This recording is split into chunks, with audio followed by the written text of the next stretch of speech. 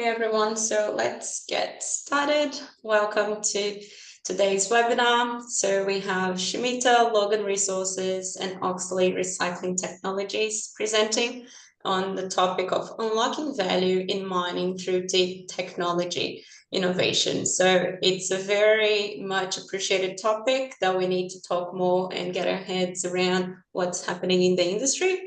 And I'll be your host today. My name is Clarissa Campos. I'm the New South Wales Membership Manager. And I would like to start by acknowledging the traditional custodians of the land, which I'm hosting this webinar from today, the Wabagal people. And I will also like to acknowledge all the traditional custodians and Aboriginal and Torres Strait Island people that are joining the webinar today. So thank you for joining us. If you haven't been in an Osman webinar before, basically the format is the presentation by the speakers. Today we have 3 speakers presenting on the topic, followed by a Q&A session towards the end. So if you've got any questions during the presentation, please feel free to send them through in the Q&A chat box that's in the bottom of the Zoom page. And if your question is directed to any speaker in particular, also feel free to write their names down so we know who to direct them for. Also, this webinar is being recorded, so if you want to, check the presentation and rewatch it, feel free to go to the Osman YouTube channel, and it will be available for on-demand views. I guess that's all in terms of the formatting for today. So let's get started. So let's talk about the topic of the webinar. There's a lot of new technologies being developed in the industry and new ways of doing things. And today we're going to be delving into a very deep innovation and a collaboration and partnership that has been progressing from proof of science to a successful pilot. So this technology not only is showing strong potential in metal recovery and cost competitiveness, but also it's unlocking a lot of opportunities and applications in the critical minerals processing space and the sulfuric acid production, opening new ways and new opportunities for Australia in the global stage. So I would also like to welcome our speakers. So we've got, a wide range of experts joining and doing the presentation today. So I'll quickly present them so you have a better idea on who they are. So Dr. Mobin Nova, co-founder of Scimita. Mobin is an experienced engineer, scientist, and business leader, having led projects at the United Nations Development Programme for Iran's energy sector and National Action Plan. Mobin has also done a lot of projects overseas. He completed his PhD at the University of Sydney in 2015 and has been pursuing a lot of different research commercialization projects since then. He is a trusted leader and advisor to multiple private and public deep tech companies. Welcome, Dr. Mobin. We also have Andrew Logan, director at Logan Resources. Andrew has decades of immersive experience in the minerals industry, and he is very passionate about transforming challenges and mineral deposits into more profitable, sustainable assets. His expertise in strategic studies, mine planning, geotechnical engineering, and metallurgy has been shaped through hands-on roles, leading asset uplift across Australia, Americas, and Europe. Welcome, Andrew. And last but not least, we have Michael Tilley, founder at Oxleigh Recycling Technologies. Michael has been a chairman of ASX-listed Latitude Group Holdings since 2015. He's also currently is the chairman of SMS WA Holdings, a leading supplier of capital equipment to the mining industry in Western Australia, and also in the Gildan Holdings company, which owns a gold processing plant and mine in WA. Mike is a trusted leader in the mining industry and has been the chairman of several companies in the sector. So welcome, Michael. Welcome to the webinar. And now let's get started. Over to you, Michael, for the first presentation. Thank you. Thank you, Clarissa, and welcome everybody. The Oxleigh story began in 2019-20 when I spent a great deal of time with European automakers as a founder of a battery-grade manganese facility in Europe and a potential toll manufacturer of PCAM in Canada. Every automaker I met with expressed deep concern about what was going to happen at the end of life for lithium-ion batteries. They told me 5 important things that were concerning them. They said they know that traditional recycling smelters and acid leach technologies are environmentally damaging. They said they know that black mass is a toxic waste and likely to be subject to export bans. They said the economics of transporting batteries with a low value per weight coefficient and a high risk of spontaneous combustion were really terrible. They said it was improbable that countries in the developed world would license the construction of new smelters or toxic acid leaching plants for growth in recycling volumes over time. And they said that this failure on their part to address recycling was identified in their corporate risk charts as a significant issue for their social license going forward. So off the back of that information, I sat down with some industry experts and really identified some commercial objectives for thinking about whether there was a better way for recycling. Obviously, it needed to be environmentally friendly. We thought it needed to be scalable down to cities of about 5 million people so that the less you had to move this toxic waste or dangerous batteries, the better. It had to have a high recovery of nickel, cobalt, and lithium to be economic, and it needed to have a low capital cost and low barriers to environmental approvals. And in the work that we did to uncover a solution there, we also discovered that our proprietary elemental sulphur technology can recover critical minerals from ore, but also can produce sulfuric acid, and that's an important part of our presentation today. So the problem then was, how do I go about solving this? How do I solve for those criteria? So I went searching for expertise.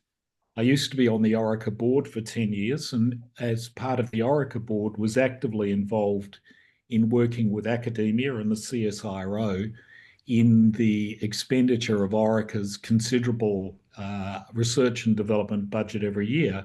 So I understood the difference between a commercial and a purely academic approach to research and development. We really required capability, that is scientific capability. We required capability in chemistry, in engineering, but we also needed people that understood economics and markets. And we needed someone that would agree to a clearly structured work program tailored to deliver on key commercial objectives. And I was very fortunate to be introduced to Scimita. A good mix of academic, engineering, and commercial skills were brought by Scimita. They have diverse engineering skills. They have a clear commercial agenda driven by commercial success. And we set out some commercial milestones: 1, to identify a technical opportunity; 2, to test and experiment to proof of concept; 3, to construct the pilot plant to enhance processes; and then finally, to understand the operating parameters. So that's how the opportunity was framed. We weren't looking for specific scientific expertise on its own. We were looking for a combination of scientific, commercial, operational, and practical outcomes. And that's really, we didn't understand it at the time, but it was very clear now with the benefit of hindsight that we were looking for a deep tech innovation house. Scimitar brought that mix. So in the next section, we're going to look at how that capability was applied by Scimitar and how the challenge sat at the intersection of chemistry, engineering, and economics. Thank you, Mobin. Over to you. Mike, thank you. Now let's discuss how deep tech tackles big industrial challenges such as the one that Oxleigh has been pursuing. The journey with Oxleigh has been accelerating. Having entrusted us with delivery of this vision, it was obviously time for the team to deliver. So when we engage with a problem of this magnitude, the first question a deep tech innovation house like Scimita asks is not can it be done, but should it be done? And if so, what does success look like commercially? Deep tech is not about ideas in search of a market. It's about disciplined innovation driven by a defined commercial need. For Oxleigh, that need was crystal clear. Reliable, scalable, environmentally responsible sulfuric acid production that could operate remotely, integrate with existing infrastructure, and de-risk supply for critical mineral projects. A discovery process that you see on the screen began by aligning science and engineering with commercial logic and market dynamics. Science and engineering represents the technical side of innovation, where maturity is captured through technology readiness levels, or TRLs. And commercial logic and market dynamics represents the commercial side of innovation, where maturity is captured through commercial readiness levels, or CRLs. We integrate these into a single framework, which we call innovation governance framework. It operates on one single principle. The CRLs should always remain slightly ahead of the TRLs. Commercial side of innovation leads the way. In earlier stages, the key is to map the problem space. So that's how we got started, identifying scientific unknowns, process constraints, and market requirements, interlocking and all of these elements into a single system. From there, we established the critical gaps. What knowledge must be created to make the technology both workable and bankable? This is where a deep tech innovation house differs fundamentally from traditional R&D. Instead of a single research hypothesis, we build a structured program of milestone-driven experimentation that leads from discovery through to an investable roadmap. From each stage, it is gated, not by curiosity, but by commercial criteria: feasibility, scalability, alignment with market economics, all through a robust first principle approach. In Oxleigh's case, this structured approach provided freedom to explore new chemistry and reaction dynamics, and focus to ensure every step has been tested and validated multiple times with customer insight and requirements in mind, solving for customers' problem. Once this direction was set, Scimita's deep tech process moved from discovery to proof of science. That's the middle vertical that you see on the screen. In deep tech, the temptation is always to accelerate when you see promising results every day through skipping steps. But premature conclusions are the enemy of a scalable innovation. So our team applied this deliberately disciplined framework and performed controlled tests and validated the underlying mechanisms, stressed the boundaries, and exposed failure modes, which are very, very important in the context of deep tech very early on. The objective was not to demonstrate that the chemistry worked, but to understand why it worked, how it failed, and where performance limits lay, only to the context needed and to the extent needed to enable reliable engineering and ensure the commercial needs can be met. Without that understanding, future scaling, in our view, would be fraught with risk. This is where Scimita culture comes in, the fusion of scientific rigor and commercial accountability. This is critical in deep tech. Through this proof of science phase, the team have validated core sulfur reaction systems that you can see on the left, qualified efficiency parameters, defined thermodynamic envelopes in which the process could operate safely and economically at target scale. Equally important, we began defining the value architecture of the technology, understanding how each parameter, such as conversion efficiency and byproduct management, translates to economic value for Oxleigh's customers. That commercial thread between science, engineering, and commercial is what you see in every step of the process. This discipline led to an unexpected but powerful insight. Our sulfur reactor offered a radically different pathway for a far higher potential upside than traditional sulfuric acid production, delivering on the need for a compelling economics at scales as low as 5,000 tons per year. And with a capex intensity of circa 30% of traditional sulfur burning plants at similar or better OPEX. Yes, 30% of the capex intensity at scales as low as 5,000 tons per annum. This is the outcome of a discovery process guided by a clear commercial vision, not serendipity, but structured, commercially minded innovation at work. Now we move to proof of technology and leading to construction readiness, which is the next slide. As the program advanced through proof of technology stage, the focus shifted now from validating core chemistry to translating those findings into engineered reality. Here, we refined the operational envelope, confirmed process stability, reaction efficiency, safety margins under representative conditions. Every decision was anchored in real-world application, ensuring what worked in test rigs could work on site. This milestone marked more than just a technical validation. It defined parameters for the next step, the design of the first commercial plant. At this stage, the emphasis turned towards capturing the voice of customer. Working directly with site engineers and operations teams, we modeled how the plant would integrate into existing infrastructure, utilities, and workflows. The goal? To make our proprietary sulfur reactor feel native to the site from day one, not a bolt-on technology. Within that framework, minimum viable scale emerged as a defining advantage. Where most chemical processing technologies require several rounds of scale-up, often growing by a factor of 10 to 15 between proof of technology and commercial viability, our proprietary sulfur reactor breaks the rule. Traditional sulfur burning plants only become economically viable at above 100,000 ton per year production rates, demanding heavy capital investment and long development cycles. Our proprietary sulfur reactor, by contrast, achieves compelling economics at scales as low as 5,000 ton per year, with a capital intensity less than 30% of conventional sulfur burning plants.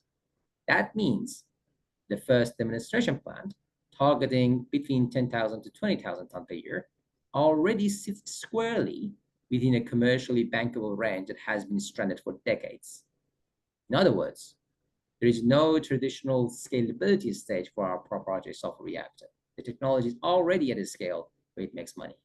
The next horizon is not size, but reliability, proving that system can operate continuously, efficiently, and safely over long cycles under industrial conditions. That shift in focus, what makes our technology so unique in deep tech landscape. It can move from proof of technology straight to reliability demonstration and early market adoption. At this point, work becomes a lot more granular, specifying process controls, architectures, automation, safety systems, mechanical designs, all that needs to be done into a detailed design phases, followed by sequencing and commissioning strategies that are laid out. This progression ensures that by the time our proprietary sulfur reactor reaches construction readiness, every element, scientific, technical, and operational, has been validated and aligned with commercial objectives. This is the result that we have created and we are aiming to create. The result is a technology that doesn't just work, is ready to perform seamlessly integrated into client operation and built for rapid replication across sites. So as we close section 2, what it sounds out is that our proprietary technology isn't following the usual innovation path. Its economics are proven at small scale, its engineering is aligned with customer needs, and its next challenge is reliability, not scalability. That's what makes this such a powerful example of deep tech innovation. From here, we shift our focus to Andrew. Please, Andrew, as we explore how innovation beyond boundaries drives adoption and transforms strategic risk like sulfuric acid supply into enduring advantage for industry and the nation. Thank you, Mobin. So let's discuss how we redefine the economic constraints of a mineral deposit. But before I start, I have to tell you that this is a fascinating project and far-reaching industry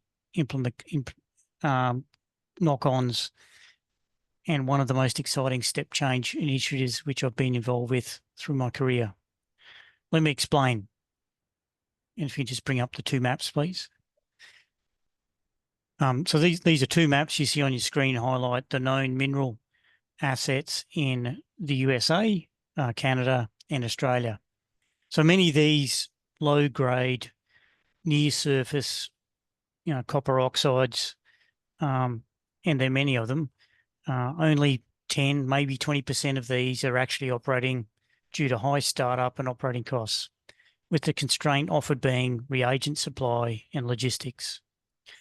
Historically, the economics of acid leasing operations, particularly copper oxides, nickel and laterite deposits, have been dominated by one structural limitation: acid supply. Remote deposits often sit idle because they were too far from major acid sources and had the additional freight costs, rail bottlenecks, safety regulations made for transported acid prohibitively expensive to trigger a project. Even when supply was technically possible, infrastructure upgrades, ports, rails, and storage eroded project viability.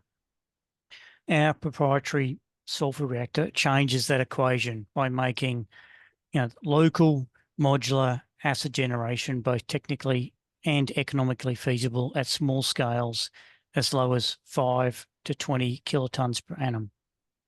This means acid is no longer the gating variable for project economics, shifting the constraint to actually ore characteristics and recovery efficiency. In short, geometallurgy becomes the new constraint because the acid is now abundant and economic, and a real differentiator on how effectively that acid converts ore into revenue. So let's explore the implications for our proprietary sulphur reactor and how it delivers to the resource industry. This project typifies the concept of innovation beyond boundaries by deploying modular sulfuric acid technology to integrate mining and chemical manufacturing on-site, on demand. It eliminates the heavy acid cost penalties incurred by remote locations far from acid sources, promotes investment in remote stranded projects, de-risks low acid supplies threatened by regional cheap ore smelter shutdowns, reduces reliance on expensive imported acids, and finally supports, in our context, Australia's critical mineral strategy with more local metal production. Additionally, producing acid on site, on demand, also increases mine resilience, reduces wasted effort, and helps decarbonise reagent supply chains. Ultimately, on-site sulfuric acid production could significantly benefit Australia's copper, nickel, and rare earth sectors, promoting growth, supply security, and sustainability. As mentioned before, this flexibility is transformative for remote copper oxide heap leaches, up and coming nickel cobalt laterites, and in-situ leach projects where economics hinge on acid availability. Additionally, a sustainable low-scale local acid supply also eases pressure on infrastructure. New demand would force major port and rail upgrades to haul the acid, and by producing acid on site from elemental sulphur, we would cut out complex logistics, reduce freight costs, and shrink carbon footprints of hauling acid over long distances from those ports to the site. Moreover, this modern small-scale acid plant technology means mines no longer need a giant centralised sulphur-burning acid plant to be self-sufficient. This modular system meets stringent emission standards and can even co-generate power from waste heat it produces. The upshot is that even mid-tier operations can consider owning, their own acid supply, and juniors can hub around a system that they have.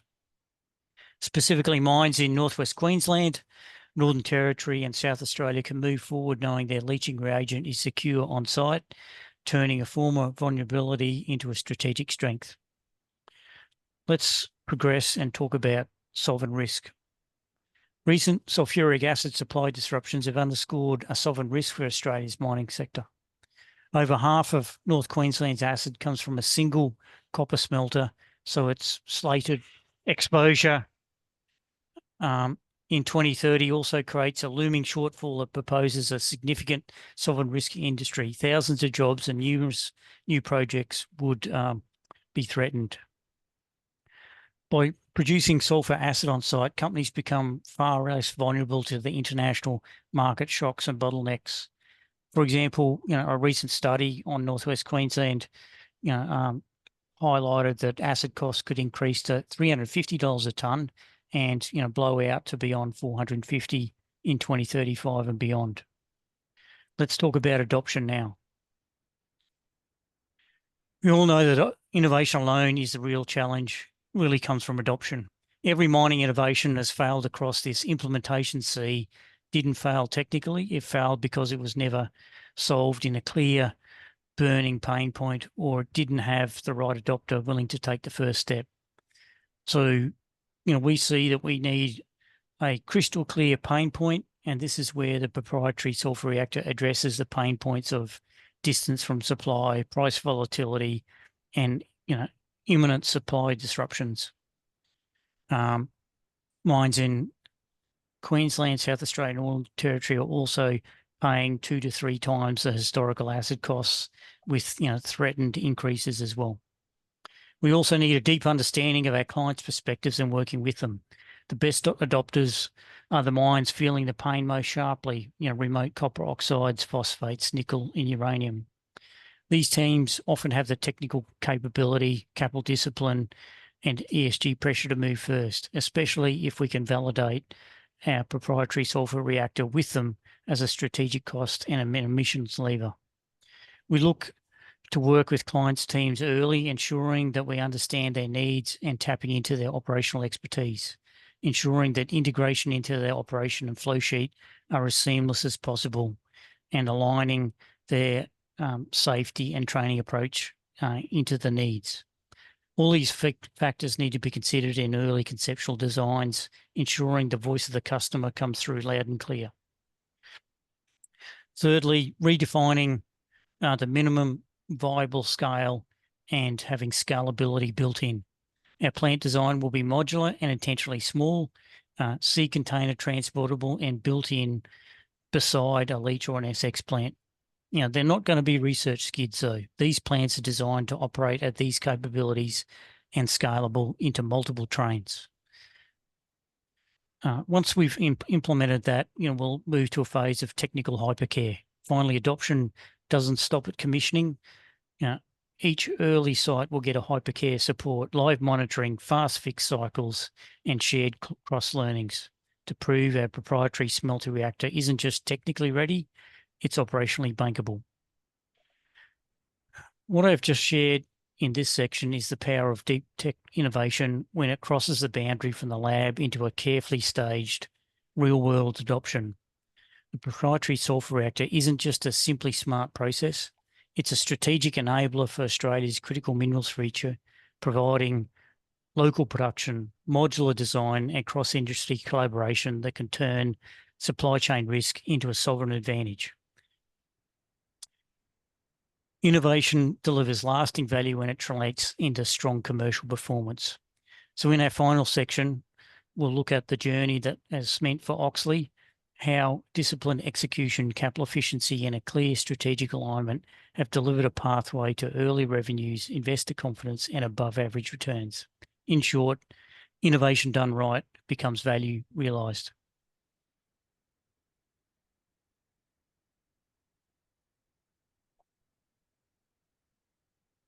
Mike? Sorry, I was muted. I'd like to just spend a couple of minutes going through how we've driven above average returns from working with a deep tech innovation house. So I'm not sure how many startup investment presentations I've sat through over the last 20 years, but I can assure you it's many hundreds. And the one thing that always shocks me in these presentations is that a lot of startups spend more investor money on overheads than they do on building technology, on customers, or on creating a bankable difference. Most of these ventures went to investors many times before they'd actually developed a clear, viable path to real revenues. Most were already diluting their investors with options to large management groups, often receiving options just because they were there, before the business had a clear path to break even or real revenues. We've taken a very different approach. We've spent less than $300,000 on administration, accounting, and intellectual property advice from a total expenditure of approximately $6 million in our first 4 years. And we haven't required a round of funding from external investors as yet. Our focus has really been on developing a viable commercial product that would be acceptable to the market. Having developed that, Oxleigh can now focus on transitioning from an operating pilot plant to a commercial scale over the next 12 months. We want to develop pathways to early adopters in mining and processing. The path to revenues and free cash flows are now within sight in less than 12 months. And for us, it's now time to think about whether we should be engaging with investors. And the one thing I know about investors as an active investor is that they really want to see clarity of commercial opportunity and evidence of an organisation's ability to deliver. They want to see evidence of market demand and a clear pathway to returns to maximise value. The Oxleigh pathway, made possible by Scimita's role in deep tech innovation, has reduced risk for the original founders, will reduce dilution for the founders, and all of this maximises valuation and investment returns. So the key learnings have been it takes the right ecosystem to turn an idea into a technology in an investable form. Without a deep tech innovation house, our idea would not have delivered a commercially viable technology, I don't believe. Without government support, CRCP grants, our project wouldn't have had the oxygen to run for 4 years. And I think, as Mobin said before, and I can assure you, because I've felt the pain, it is a slow process. It's taken a long time to get to something that we're ready to go to market with. And without discipline and focused commitment to only invest in activities which could or are likely to return value, could we have ever understood the full implication and value creation opportunities of the technology platform that we've created, to validate the national importance of our technology, to understand and breach the market opportunities, and create a credible investor roadmap. So in closing, we've a novel technology delivering sulfuric acid through modular scalable plants. It scales as low as 5,000 tonnes per annum with compelling economics and a capex intensity of 30% of a traditional sulphur burning plant.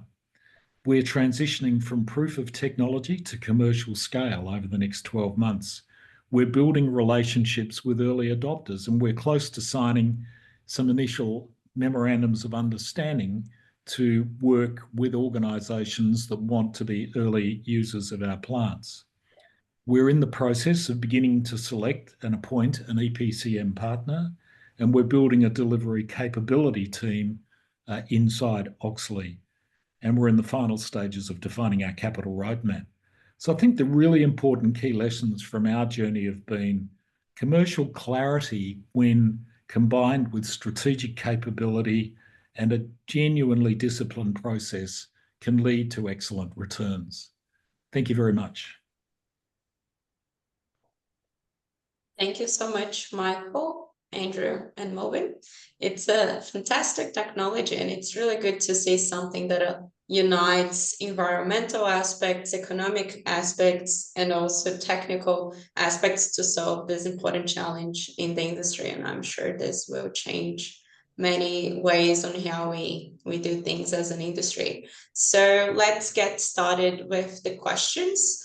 So if you've got a question, please send them through on the chat box. I've got one question here that asks, if an early adopter were to implement this technology, what would be the timeline that you foresee to have this on site? I might take that, Clarissa. So I think we are working towards having our first plant ready to go to a site in January 2027. So our timeline at the moment is we're just in the final stages of proving up the technology. We're about to begin the EPCM process. And I think that we would expect that the first plant would be in startup mode in January 2027. Obviously, we've got some commercial decisions to make. I think Andrew talked about the fact that we're going to start with a modular process. So we haven't worked out yet, which will come through the EPCM process. Whether or not 5, 10, 15, 20,000 tonnes is the best place to start. But we'll be able to quite comfortably sit 5 plants alongside each other on one site and produce 100,000 tonnes, or for companies that want a little bit more security, given that this is still early stage of proving its efficacy in the field, it may be that some companies have us on site with a smaller plant for a portion of their supply to save money on that, and then as they grow confidence in the process over time, add further modules. So it's very adaptable, but January 27 is the likely date for first plant on site. That's great. Well, 2026 is around the corner, so I'm sure it's going to come out very quickly. I've got another question here that is about the feedstock. What is the feedstock to the sulphur plant, and what types of operations does this best tie in with? Maybe that's a question for you, Dr. Mobin. Yes, so the feedstocks are pretty simple. We have got elemental sulfur as one of the feedstocks, and then the rest of are just normal air and water that has been treated in a unique way. So all of these are being treated in a unique way to enable the technology to produce the sulfuric acid at a target concentration. So that's kind of that's how much we can share at this stage in terms of the technology itself is patented on, is going through the patenting process. And if there's any more question around the technical side, we're more than happy to take it offline and discuss that. And Clarissa, I might join together Mike's and Mobin's together. So what Mike is explaining, that this is 1/3 of the capital intensity of a sulphur burning plant, and also, too, it doesn't have a minimum scale. So we can go down to small scales right up to full scale and retain that 1/3 capability. You don't lose that 1/3 capital intensity as you go smaller because it's modular. Then it still has the same feedstock as a sulphur burning facility. But certainly instead of importing acid, you're effectively, moving 1/3 material less. So you're moving a inert system. And so, for example, if I was I'll give a hypothetical, a nickel producer near Greenvale, starting up the Greenvale project again, and I needed lots of acid, it's so much easier for me to import, elemental sulfur into the Townsville port or somewhere, and then truck that more inert stuff, and then have a modular system designed exactly for my needs that I could turn on and off as I need. Great. Thank you so much, Mobin and Andrew. Another question here, in terms of pricing, can you compete on a price with a smelter where acid is only a byproduct? Would like to take that one. Yeah, No, Mike. Go on, Andrew. Go on. Yeah, so just to give it some shape, that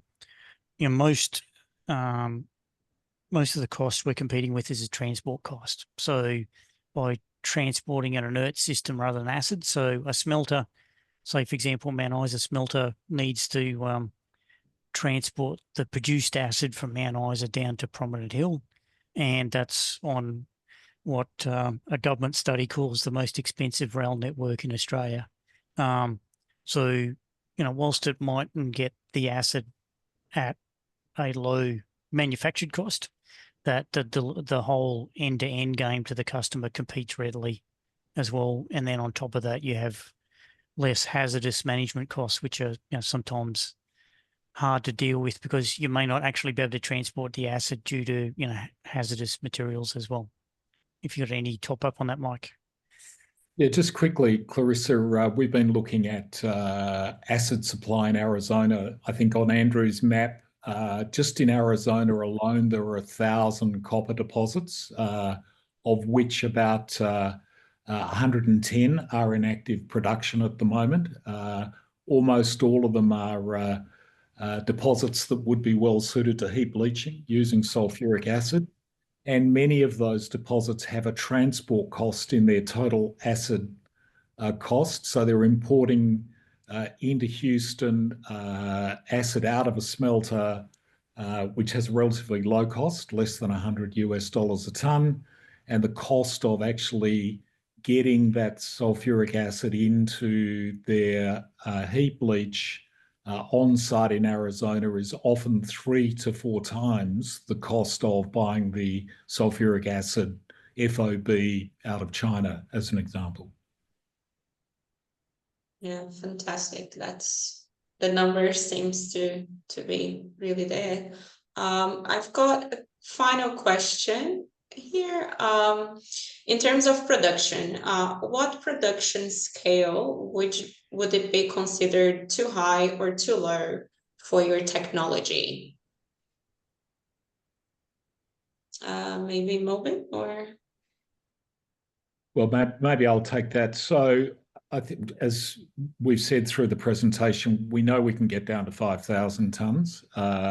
It's difficult to imagine that anyone would want a smaller plant than that. And I think the answer on how high depends how many modules someone would want to put together. So I think we're confident at this stage that without taking any risk, we can build at least to a 30,000 tonne per annum module. And so you could put 5 of those together to create 150,000 tonnes. But to be fair, we just haven't done the work yet to look to see whether we can scale up our process to produce one module that generates 1 million tonnes per annum as yet. We just haven't done that work yet. And we think the risk and the viability of our process is so high that there's many years of opportunity in front of us at scale which is suited to individual mine sites rather than trying to produce one plant that might be trying to serve 5 or 10 very large customers. Great. Keep us updated on how the project will unfold. We are very excited to hear more about this technology will be more widely adopted in the sector. Thank you very much, Michael, Andrew, and Morvin, for the great presentation. So thank you so much for everyone who joined us on this webinar.